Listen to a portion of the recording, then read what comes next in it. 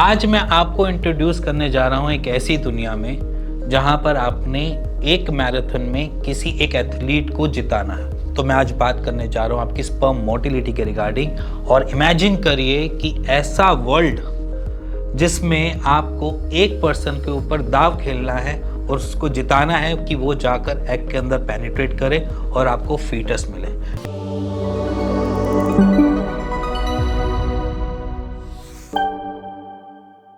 आज मैं आपको इंट्रोड्यूस करने जा रहा हूँ एक ऐसी दुनिया में जहाँ पर आपने एक मैराथन में किसी एक एथलीट को जिताना है और उसके लिए क्या करना है, कैसे करना है, उसके बारे में बात करूँगा।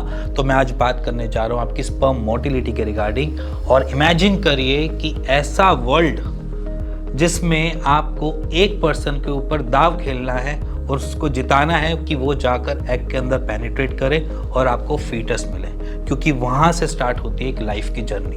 तो उस लाइफ की जर्नी तक पहुँचने के लिए एक स्पर्म को क्या जतन करने पड़ते हैं, किस प्रॉब्लम्स को फेस करना पड़ता है, उसके रिगार्डिंग बात करूँगा। और उसकी मोटिलिटी को कैसे इंप्रूव करें उसके बारे में बात करूँगा।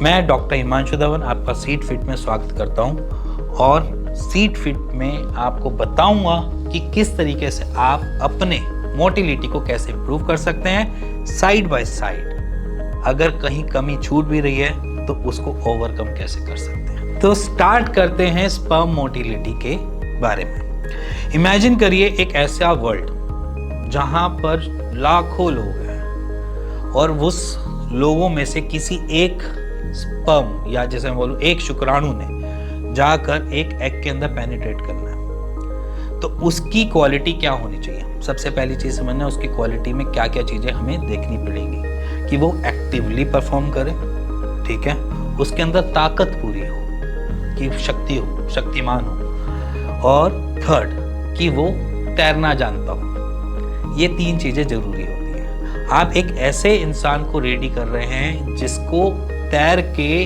पहुंचनी है एक जगह से दूसरी जगह जहां पर वो पेनिट्रेट करेगा, एग के अंदर जाएगा और लाइफ इंट्रोड्यूस करेगा। सो इसी रीजन से उसकी मोटिलिटी को समझने की कोशिश करते हैं कि अगर आप देखा जाए तो हमारा जो स्पर्म होता है वो बेसिकली अपनी टेल को दोबारा या जैसे मैं बोलूँ कि साइकिल फॉर्म में घुमाना चालू करता है दिस वे।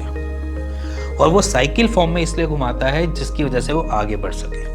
अब वो साइकिल फॉर्म कैसे बनती है कि उसकी टेल इस तरीके से रोटेट होती रहती है जिसकी वजह से वो आगे बढ़ता रहता है। तो इट मीन्स कि स्पर्म की रिक्वायरमेंट क्या है? उसकी टेल। अगर उसके पास टेल है तभी तो वो घुमा पाएगा, अगर उसके पास नेक है तभी तो घुमा पाएगा, अगर उसके पास एरोडायनेमिक फेस या जैसे बोलो उसका हेड है तभी वो आगे बढ़ पाएगा, नहीं तो वो भी स्टैटिक होकर नीचे ही थोड़ा सा घूम के ठप हो जाएगा। तो इसीलिए यहाँ पर समझ लो कि मोटिलिटी की इम्पोर्टेंस बहुत नेसेसिटी है। जहाँ पर पेशेंट्स की मोटिलिटी लो मिलती है वहाँ पर हम ये भी देखने को मिलता है कि वहाँ पर प्रेगनेंसी भी नहीं अचीव होती, या जैसे बोलूँ कि वहाँ पर भी एम्ब्रियो में डेवलपमेंट नहीं देखी जाती। तो motility it's most important in fertility part. So समझो कि तीन ऐसी क्वालिटी वाले स्पर्म जिसमें हमें सबसे पहले मिलती है एक्टिव मोटिलिटी, जिसकी मैं बात कर रहा था कि टेल, नेक, हेड सब कुछ होना चाहिए और उसको प्रॉपर तरीके से घूमना चाहिए, उसको बोल देते हैं एक्टिव मोटिलिटी। अब यहाँ पर क्या होता है, एक सेकंड आती है स्लगिश। स्लगिश मतलब कि आलसी मोटिलिटी समझ लो कि सुस्त है, उसको पता ही नहीं क्या करना है, उठता है थोड़ा सा जागेगा फिर सो जाएगा, ठीक है, थका हुआ है ना बेचारा, इसलिए वो उठ ही नहीं पाता ढंग से। तो वो स्लगिश मोटिलिटी के अंदर काउंटर होता है कि जहाँ पर उसको समझ ही नहीं आ रहा कि भागूं या सोऊं, तो इसलिए वो सुस्त मोटिलिटी में। और एक होती है इमोटाइल मोटिलिटी, जिसमें क्या है कि आगे तो आए, बाहर तो निकले, बस सोने का ही मन है, जाने का ही मन नहीं है, चलने का ही मन नहीं है, बस डेड होके पड़े रहने का। तो ये तीन टाइप की क्वालिटी होती है। अगर हम आसपास कंसीडर करें तो हमारे आसपास भी ऐसे लोग मिल जाएंगे जो हार्ड वर्किंग होंगे, जो आलसी होंगे और जो बिल्कुल हिलते ही नहीं होंगे अपनी जगह से। तो ये तीन वैरायटी हमारे स्पर्म में भी मिलती है और ये तीन वैरायटी से ही हमारी टोटल मोटिलिटी बनती है। अगर आपके पास रिपोर्ट्स हो तो आप चेक कर सकते हो कि मोटिलिटी में तीन क्वालिटी दी जाती है, एक्टिव, नॉन मोटाइल और स्लगिश।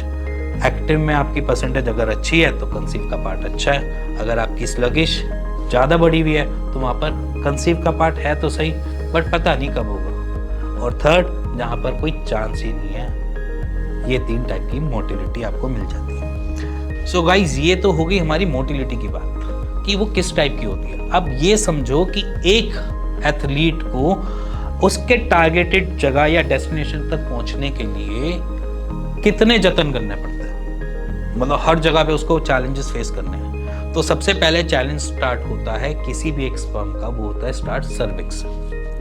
सर्विक्स से ट्रैवल करता हुआ, स्विम करता हुआ, हाथ पैर मारता हुआ, टेल घुमाता हुआ वो पहुंचता है यूट्रस में। यूट्रस से फिर तैयारी स्टार्ट करता है दोबारा कि मैं और आगे ऊपर जाऊं। देखने के लिए रास्ता तो हमारे लिए बहुत छोटा है क्योंकि हमारे लिए इतना सा एरिया, बट एक स्पर्म जो माइक्रोस्कोपिक दुनिया का एक बादशाह मान लूं, क्योंकि जो लाइफ बिगिन करता है उसके लिए सोचो कि कितना बड़ा रास्ता है। उसने औरों से भी जीतना है, अपने आस पड़ोस से भी जीतना है, बीच में पड़े हुए लोगों से भी जीतना है, बीच में जो मोटिलिटी डल है उनसे भी आगे बढ़ना है, जो इमोटाइल है जो उसका रास्ता रोक रही है उससे भी फाइट करते हुए आगे जाना है। उसके लिए देखो रास्ता कितना टफ है। उसके लिए रास्ता इतना टफ है कि वो सर्विक्स से यूट्रस और यूट्रस से फेलोपियन ट्यूब के बाद पहुंचेगा वो एग में पेनिट्रेट करने। और अभी भी नहीं पता कि वो एग में पेनिट्रेट कर पाएगा नहीं पाएगा, क्योंकि तब तक उसकी ताकत बचती है या नहीं बचती उस पर कोई राज ही नहीं है। उसका ना आपको पता ना हमें पता कि एग तक तो पहुंच गया, बट उसके बाद इतनी ताकत ही नहीं कि वो पेनिट्रेट कर पाए। तो जब पेनिट्रेट नहीं कर पाएगा तो प्रेगनेंसी कंसीव कैसे होगी। तो इसीलिए अगर उसके रास्ते को देखा जाए और उसकी ताकत को देखा जाए तो वहां पर कभी कभार हमारा स्पर्म कमजोर पड़ जाता है, और उस कमजोर स्पर्म की वजह से हम कंसीव नहीं कर पाते हैं। तो उस स्पर्म के लिए हमें ताकत देनी पड़ेगी, एनर्जी देनी पड़ेगी, उसके लिए हमें जतन करने पड़ेंगे। अपने शरीर को बताना पड़ेगा कि तू अच्छा खाएगा तो अच्छा बनेगा या अच्छा निकाल पाएगा। सेम सी चीज़ है, जैसा खाओगे वैसा प्रोड्यूस करोगे। अगर आप किसी भी अनाज या कहीं पे भी कुछ लगाते हो तो क्या करते हो, अच्छा पानी दोगे, अच्छा खाद दोगे, अच्छे से अच्छी उस पर चीज़ें डालोगे जिसकी वजह से उसका फल जो है वो अच्छा निकले। अब आजकल आम बहुत फेमस है, आम के लिए ही देख लो, अगर पेड़ को पानी नहीं मिलेगा तो वो आम कैसे देगा, या पेड़ को पूरे खाद या मिट्टी नहीं मिलेगी तो वो आम कैसे निकाल के दे देगा। सेम उसी तरीके से हमारा शरीर भी सेम उसी तरीके से, अगर मैं अच्छा खा रहा हूँ तो मैं अच्छा प्रोड्यूस कर पाऊंगा, अगर मैं बेकार खा रहा हूँ, गंदा खा रहा हूँ तो मैं चीज़ों को ढंग से प्रोड्यूस नहीं कर पाऊंगा। सो अब समझो स्विमर की कहानी। आपने स्विमर तो निकाल रहे हो, अब स्विमर को चैंपियन कैसे बनाओगे। एक ऐसा एथलीट जो स्विमिंग करना जानता है, उसके पास सारी पावर है, बट उसको एनर्जी कैसे देनी है उसके बारे में बात करते हैं। अब एनर्जी देने के लिए एक तो पॉइंट मैंने आपको बता चुका हूँ कि डाइट हमारे लिए मेजर रोल है। डाइट अगर मैं अच्छा खाऊंगा तो अच्छा प्रोड्यूस करूंगा, ठीक है। अब बात करता हूँ कि कुछ ऐसे एलिमेंट्स हैं जिसकी वजह से हम बाहर से भी, एक तो हो गया इंटरनल और एक होता है हम एक्सटर्नल पार्ट से भी हम उसकी एनर्जी को बूस्ट कर सकते हैं। स्पर्म की बहुत इजी है, ज़्यादा टफ नहीं है। जैसे कि हमारी बॉडी का टेम्परेचर रहता है 37.5 डिग्री सेल्सियस, बट हमारे टेस्टिस का टेम्परेचर रहता है 35 डिग्री सेल्सियस। अगर उसको 35 डिग्री सेल्सियस अच्छे से मिलता रहता है ना, तो अपनी प्रोडक्शन भी अच्छे से करता रहता है। तो वहाँ पर हमारे स्क्रोटम का टेम्परेचर मेंटेन रहना चाहिए। अगर वो ज़्यादा या कम, अगर ऐसी कोई स्टेज पे आ रहा है, या जैसे कि मैं बहुत ज़्यादा गर्मी वाली जगह पे काम कर रहा हूँ, जैसे कि शेफ़ के आजू बाजू सब जगह स्टोव चलते रहते हैं, गर्माहट मिलती रहती है, तो वहाँ पर कुछ ना कुछ प्रॉब्लम्स हम देखने को मिल जाती है कि वहाँ पर थोड़ी सी दिक्कत ऐसी आ जाती है। तो ये ऐसी वाली कंडीशंस में अपने स्क्रोटम का टेम्परेचर प्रेफरेंस दो कि मेंटेन रहे। जैसे कि मैं अपनी वीडियोस में भी बोलता हूँ कि आप उसको कूल डाउन कर सकते हो। रात को आते हो थोड़े से लूज कपड़े पहन के सो सकते हो, बॉक्सर डाल के सो सकते हो, इवन आप सिट्स बात कर सकते हो नॉर्मल रूम टेम्परेचर पे बैठ के। तो ये कुछ एक्टिविटी आप कर सकते हो अपने स्क्रोटम के टेम्परेचर मेंटेन रखने के लिए, क्योंकि बाकी हमारा शरीर ही कर देता है, क्योंकि हमारा शरीर इन मामलों में बहुत ज़्यादा ही बढ़िया है कि वो टेम्परेचर को मॉड्यूल कर लेता है। सेकेंड, जो इसमें सबसे मेजर चीज़ है, हम कौन सी ऐसी डाइट में मॉडिफिकेशन करें जिससे मेरे को अपने मिनरल्स, विटामिन्स या फिर जो मेरे एनर्जी देने वाले पार्ट है, जो मेरे शुक्राणु को एनर्जी देंगे, या जो मेरे स्विमर या मेरे चैंपियन को जो शक्ति देंगे, वो कैसे देंगे। तो उसके लिए डाइट में हमने कुछ चीज़ों का ध्यान रखना है, जैसे कि विटामिन डी, B12, जो हमें नॉर्मल फूड से मिल सकते हैं बट हम लेते नहीं हैं, क्योंकि हमें याद आते हैं छोले भटूरे, हमें याद आते हैं बर्गर, हमें याद आते हैं चिकन, बट हमें ये याद नहीं आता कि विटामिन डी कहाँ से मिलेगा या B12 कहाँ से मिलेगा। तो इसीलिए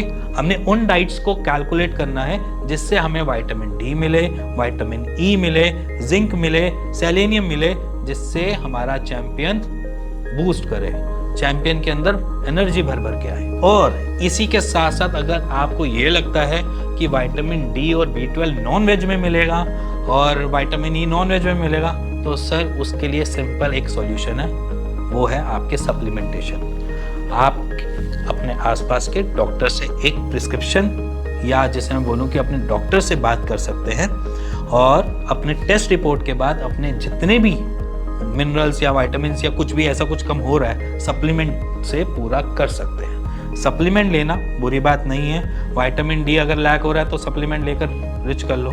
अगर आप नॉनवेज, या अगर आप पूरे वेगन हैं या आप नॉनवेज बिल्कुल ही नहीं खाते, तो आप अपने विटामिन डी, B12 को पूरा यहीं से कर सकते हो। इसी के साथ अगर आपको कुछ भी जानना है, समझना है, या कुछ भी ऐसा चलता रहता है मोटिलिटी या मॉर्फोलॉजी के रिगार्डिंग, तो आप बेचिंतित होकर सीड फिट पे मेरे को क्वेश्चंस लिख सकते हो, मैं उसके आपको आंसर दे सकता हूँ। आपकी क्वेरीज इसी प्लेटफॉर्म से सॉल्व कर सकता हूँ। इसी के साथ एक लास्ट पॉइंट रहता है, वो आपके और मेरे दोनों के लिए चैलेंज हो जाता है कभी कभी, वेट लॉस। क्योंकि आज मैं अपनी सिंपल क्लियर सी बात बोलूँगा कि वेट लॉस करना आपके लिए भी टास्क है, मेरे लिए भी थोड़ा सा टास्क हो गया, क्योंकि मेरी टम्मी भी निकल आई है। तो मैं तो अब जाना चालू करूंगा थोड़े टाइम में, बट आप भी आज से स्टार्ट कर दो कि वेट लॉस करना एक मोस्ट इंपॉर्टेंट पार्ट होता है मोटिलिटी के रिगार्ड। अगर आप हेल्दी वेट मेंटेन नहीं रख पा रहे हो, तो आपके पास कॉम्प्लिकेशंस का जत्था आ जाएगा,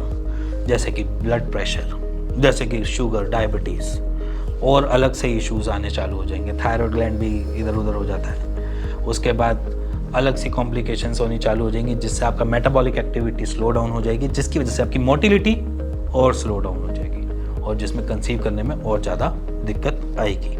तो अपने वेट को मैनेज करना आज से स्टार्ट कर दो, वेट के ऊपर काम करना स्टार्ट कर दो। अगर आप बहुत ज़्यादा हेल्दी हो तो थोड़ा बहुत वॉक, थोड़ा बहुत रनिंग, या अगर आपको लगता है कि मैं और किसी एक्टिविटी से, डांस वांस से भी अगर मैं कंट्रोल कर सकता हूँ, तो वो भी कर सकते हो। और अपनी बॉडी को स्ट्रेस फ्री रखो। जितना आपकी बॉडी स्ट्रेस फ्री रहेगी, उतने ही अच्छे आपके स्पर्म काउंट की क्वालिटी और क्वांटिटी दोनों रहेगी। इसी के साथ मिलेंगे नेक्स्ट वीडियो के लिए, तब तक के नमस्कार।